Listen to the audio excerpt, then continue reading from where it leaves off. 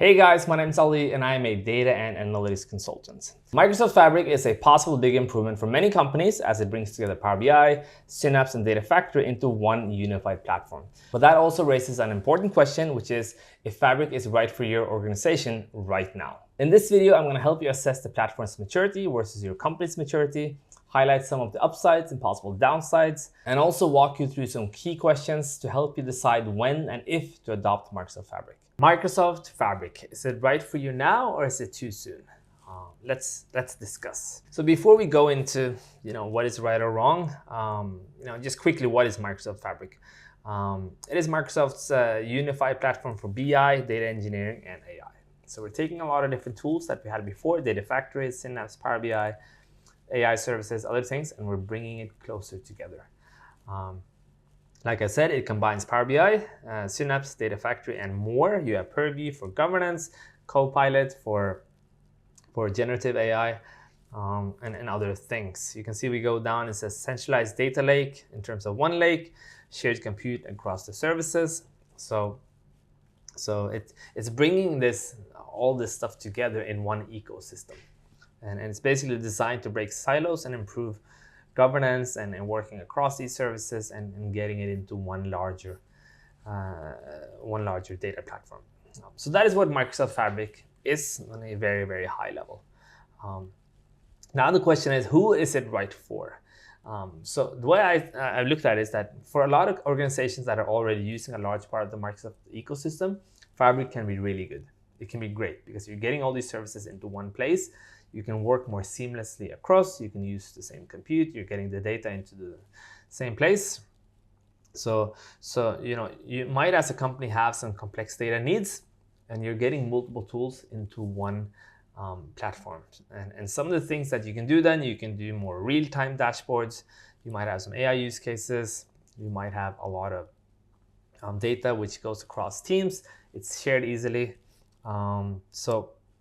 So for some enterprises, they might be the one that benefits the most because they might have the team and the capacity and the resources to actually get all of this stuff out of Microsoft Fabric, which is possible, while small, medium businesses may find it overwhelming. Again, depending on how they're structured and how important data is for them, it could be. If we then look at what is ready in Fabric and what is not ready. So some of the core tools that are in general availability, like OneLake, data warehousing, Power BI, Data Factory, pipelines, a lot of that is there. But it is a very fast-moving roadmap, a lot of updates. The UX is evolving, a lot of changes.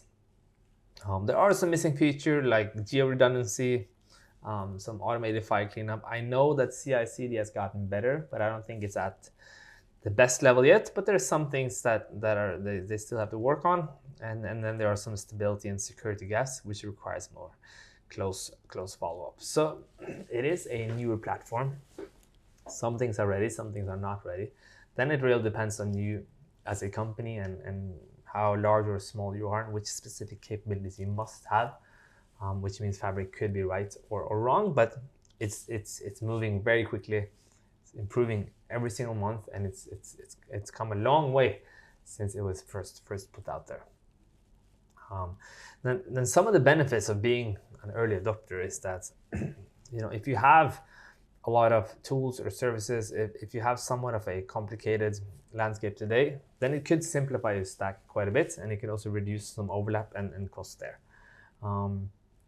It could be that it streamlines collaboration across teams because now they're working on one platform. Things are easier shared and easier to get a hold of across departments or teams. So that could be another early adopter benefit. It does promote a certain data culture and a modern architecture, like you're stepping into a more modern architecture mindset, and which means that the culture of your company will be able to think differently about what you can do with data and different ambitions. It's also, like I said, it's easier to share across teams, so you can have a culture where it's more cross-department work, which is also quite good. Access to early features like Copilot, AutoML, other services, which is part of the Fabric universe. And then strategically, you're putting yourself ahead of maybe your competitors or other companies because you're early experimenting in an ecosystem which is created for more modern platform and more modern data approaches. So here are some early adopter benefits that are good to know about in terms of Microsoft Fabric, and then you have to think about what does this mean for us as a company, of course. We then look at some of the risks of early adoption.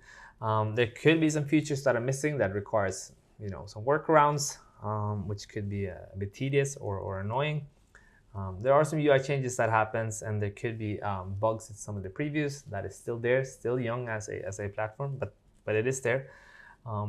There is a steep learning curve, which requires both training and change management, both within the tech team and maybe outside, depending on how you want to use the platform. It depends a little bit how much you've used the Microsoft services before Fabric and after Fabric, but the learning curve is there, and it's part of being an early adopter. And it also means that some of the learning that you have to do, the community, and it's not as big yet as on other platforms, but it's definitely getting there. Capacity-based pricing, which means that you could risk over or under provisioning based on the capacity level that you go for, but this is something that you can learn over time, and you need to be a little bit careful and spend some time to understand the capacity in Fabric, how it works, but there is a small risk there. And then of course there is a certain vendor lock-in with Microsoft as a stack. Yes, you get the Delta format and you can use that with other types of technologies, but of course you are in Microsoft Fabric, which is Microsoft's platform in terms of stack and data platform. So also something to think about. And it might be early to go into that, but again, it depends on your company and how you look at that. So some questions to guide your readiness. What business problems will Fabric solve for you? If you go for Microsoft Fabric, which business goals or strategic goals or problems could it help us take care of? Does your current platform fall short? Do you maybe only have Power BI and Power Query today, and you need something where you can separate a little bit and scale up and do more advanced things? Maybe. Are the important features that you need available today? Yes or no? Do you have the internal skills and bandwidth to actually take Fabric, adopt it, use it, get it to the level that you see yourself in terms of a vision? And then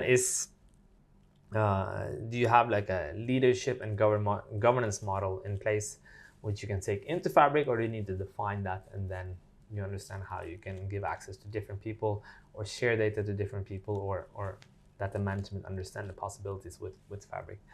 So these are some good questions to ask yourself in terms of readiness, I think. And then, how do we get going? You have to plan what you're going to do with it, create a pilot, and manage risk as you go. So start with a small, well-scoped pilot. Small use case. This is the data. This is what we're going to use it for. Here's the strategic goal we hope it will support, and this is how we're going to make it available. Don't collect too much. Don't go too crazy. Don't go overboard. Start small, and then you can scale long term. Early, try to map out the costs, the performance needs, and capacity estimates as well as you can before you get going.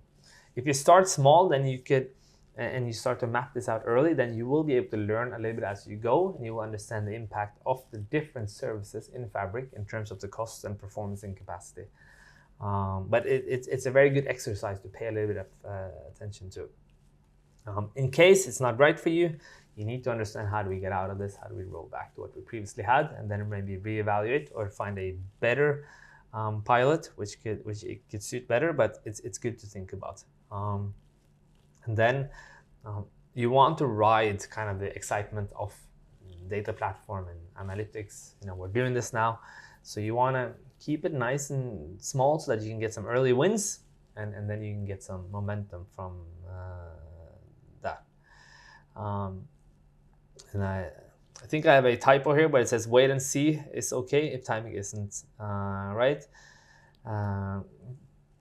But more or less what I mean is that wait and see if what you have is there, and if what you're trying to do, this is the right timing. Otherwise, it's fine to wait a little bit as the product matures a bit, and then it might be the right time for you guys to jump on. Thank you guys for watching. I've written a full article with a checklist and some good examples of when to adopt Microsoft Fabric or when it might be better to wait a little bit longer. You can find the link for that in the description below. And if you're considering Microsoft Fabric or planning a data platform change and want help evaluating your options, then feel free to reach out on either LinkedIn or email, and I'm more than happy to discuss with you guys. Like and subscribe if you found this video useful, and I will see you guys in the next one.